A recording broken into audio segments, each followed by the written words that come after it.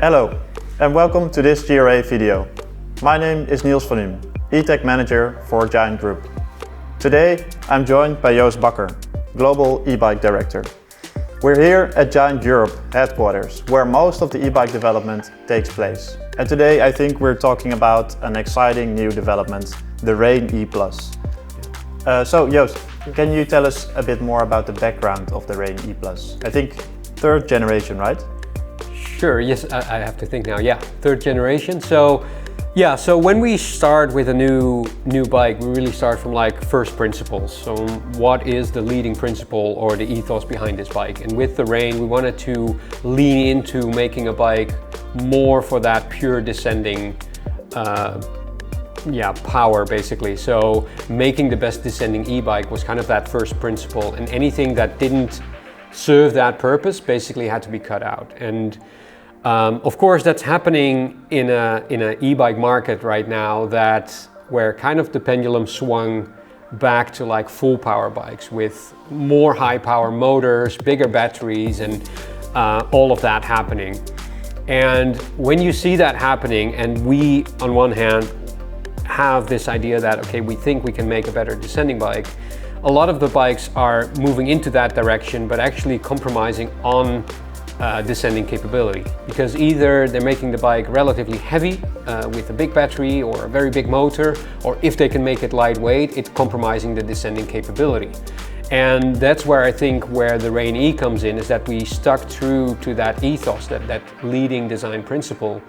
Those first principles is how to make the best descending e-bike. And I think that's what the Rain E+ is. Really a bike focused on the rider who really prioritizes on the descent. I think when we translate that background into a target audience, who is the Rain made for? Why should someone buy this bike?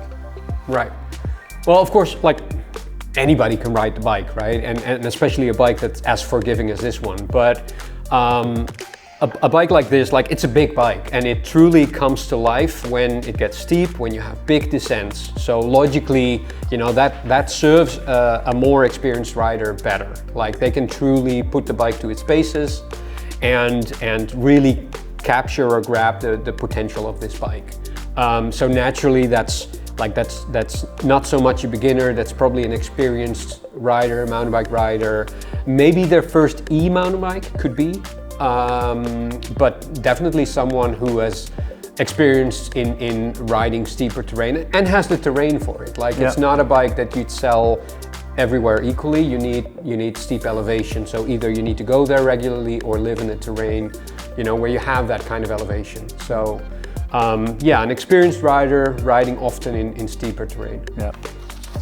So Joost, I think you mentioned in the goal for this bike making it the best descending e-bike. How do we turn that into the capabilities of this bike? So how did you make this bike capable of being or becoming the best descending e-bike on the market? Right, and great question. And I think that starts with like the basics of any mountain bike. It starts with the geometry, with the travel numbers. So we went up in travel. So we went to 170, 180 millimeters of travel. So 180 in the front, 170 in the rear. We also slackened. It was already a very slack bike, the Rain E+. It's basically in neutral setting, it's the same, but we now have 3-position flip chip that you can put it even more slack in the neutral or in the steep position. So 63.5 is the neutral, and then you can slacken or steepen it the way you want. So we built in some extra versatility there that helps with the capability. In the end, it's a Maestro system as well. So it has that dual link plushness or smooth suspension action, which in this bike we worked on. On one side, people know Maestro mostly for being efficient and being independent under pedaling. So no pedaling bob, no kickback. And that's all still true, but what is different for this bike is that we lowered the anti-rise value Now it gets a bit technical, but what that means is that under braking, like with heavy braking, the fork dives, and instead of having it fully neutral where your weight would shift forward to the front wheel and losing grip, losing traction on the rear, we actually made sure that this bike has a pretty constant 70%. So 100 would be neutral, 70 is, it will sink in a little bit. When your fork compresses, your rear will also compress a little bit. And that means that you stay much more balanced. So no matter where you are in the travel, you have that equal amount of sink in effect of the suspension. And that really gives you a balanced position on the bike, helps you to keep traction, helps you to keep grip, and helps the suspension really to operate the way it should under braking load. So I think that's a big step, a great improvement on this bike, and really helps the capability. Yep. I think when we talk about versatility of this bike, I think range anxiety on e-bikes is still a thing nowadays. Can you tell us a bit more about that for the Range Plus? Right, yeah. So yeah, of course we built like versatility. I was thinking like in geometry and stuff like that, but when you talk about range and the E-system, totally right. There's so much versatility in this bike. So again, going back to those principles, like what makes it the best descending bike?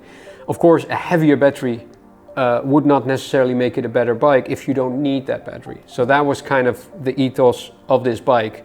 Keep it so that you only bring what you need. And that to us comes with versatility. You have the versatility to have either the bike as it comes with a 560 watt-hour battery as the main battery, or you can add a range extender. So there's a water bottle sized range extender that can be equipped on this bike, or it's pretty easy on this bike to swap the batteries as well. They're lightweight, they're compact, so if you really go on big tours, it's an easy swap with a spare battery, because they're not too heavy. So that gives you options, right? And it means that you only need to carry what you really need. I think on the motor, we already have great like tunability of the motor, so you can truly go into the app and tune the motor, tune it down if you need more range, again aiding that versatility.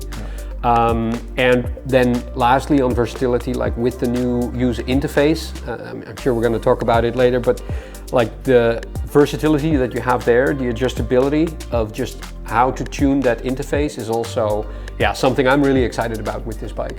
Yeah.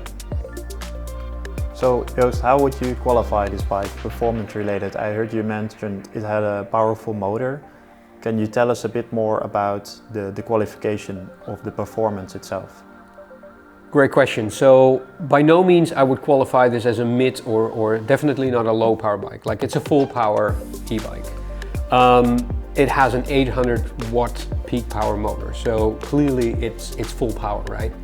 But as with all the other aspects of this bike, we wanted to make sure it's efficient, that we keep it relatively light.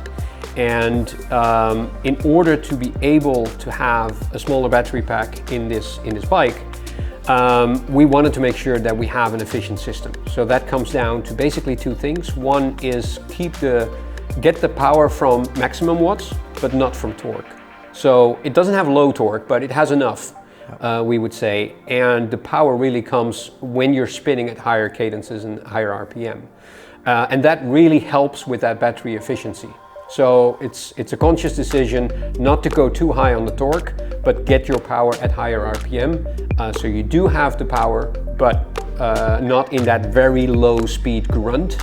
That's something where the more experienced rider will need to manage their expectations and manage their ride, but it will give them a much more efficient ride as you're draining the battery less. The same thing is true for the 48 volt system.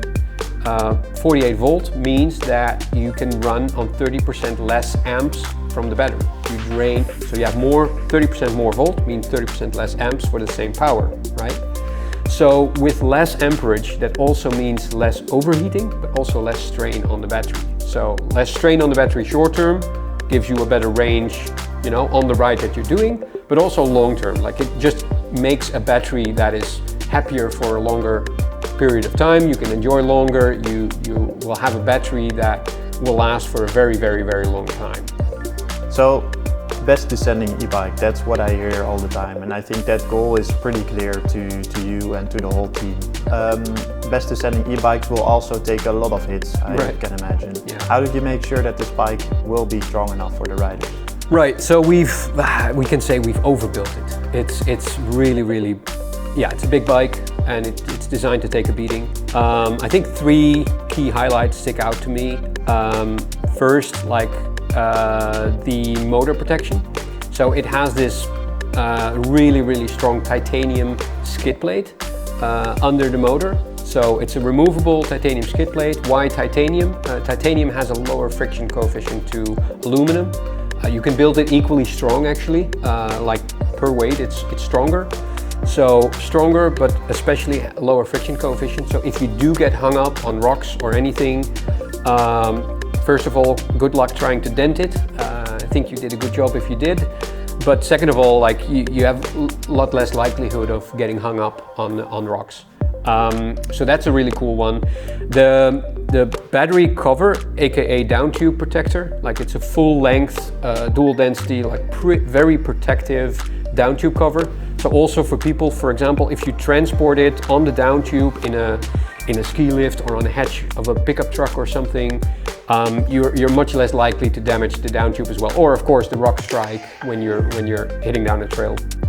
And the third thing is we work together with MRP on a pretty cool innovative design, which is like an active bash guard design.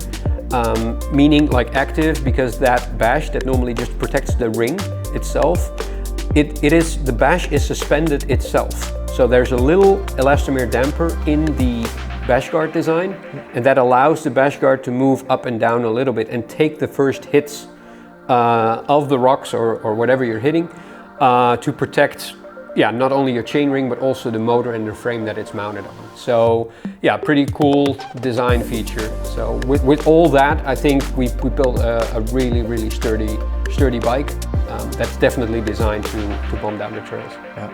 So Joost, I heard you talking about the new user interface in the beginning of this session as well. I think we both know that we have the new E+SYSTEM for MY26 bikes. Right. What does that mean for the Rain E+? So I think for the Rain and especially the Rain E+ rider, there's maybe 3 things that are really sticking out on this bike to me. One is the display, the Go Lux display unit. So of course it's clean and neatly integrated in the top tube like you expect with a premium e-mountain bike nowadays, and has all the data that you may want on there.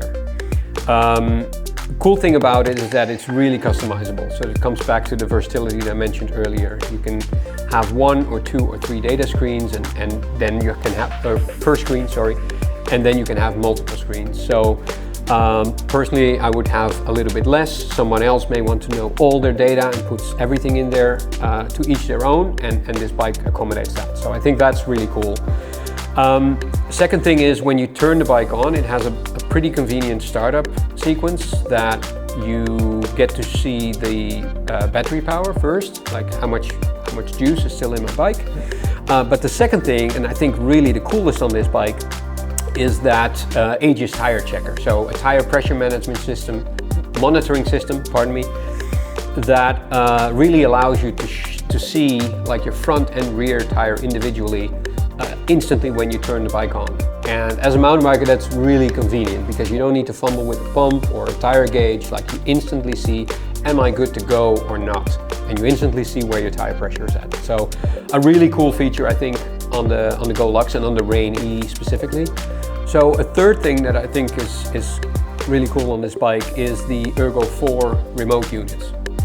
Again, you can put 1 or 2 on the bike, left or right. Very similar to the Ergo 3s before, but where they're really improved is on the ergonomics and on the tactile feedback. And so it's much less likely to get misshifts, or when you hit the dropper post that you accidentally hit the button, something like that.